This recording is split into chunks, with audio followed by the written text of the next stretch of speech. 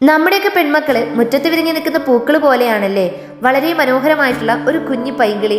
അവര് വളർന്നു വലുതാകുന്ന പ്രായത്തില് പല ഘട്ടങ്ങളിലായി പല തരത്തിലുള്ള മെന്റൽ ട്രോമകളിലൂടെ കടന്നു വന്നിട്ടുള്ളവരായിരിക്കാം പലരും. എല്ലാവരും എന്നല്ല, പക്ഷെ പലരും. കൂടെ പഠിക്കുന്ന സുഹൃത്തുക്കളിൽ നിന്നോ, പഠിപ്പിക്കുന്ന അധ്യാപകരിൽ നിന്നോ, ഫാമിലിയിൽ നിന്നോ, അടുത്തുള്ള അയൽവാസികളിൽ നിന്നൊക്കെയായി ബാഡ് ടച്ചോ, അനാവശ്യ രീതിയിലുള്ള സംസാരമോ, കംഫർട്ടബിൾ അല്ലാത്ത രീതിയിലുള്ള പെരുമാറ്റമോ കൊണ്ട് ആരോട് പറയും, എങ്ങനെ പറയും എന്നുള്ള ആ ഒരു ചോദ്യം മനസ്സിലിട്ട് അതവിടെ കിടന്ന് ചീഞ്ഞ് നാറി പിന്നീട് പലരെയും കാണുമ്പോൾ ആ ഒരു ഭയം കണ്ണിൽ കൊണ്ട് നടക്കുന്ന ഒരുപാട് പെൺകുട്ടികളെ ഞാൻ കണ്ടിട്ടുണ്ട്. എനിക്ക് പറയാനുള്ളത് മാതാപിതാക്കളോടാണ്.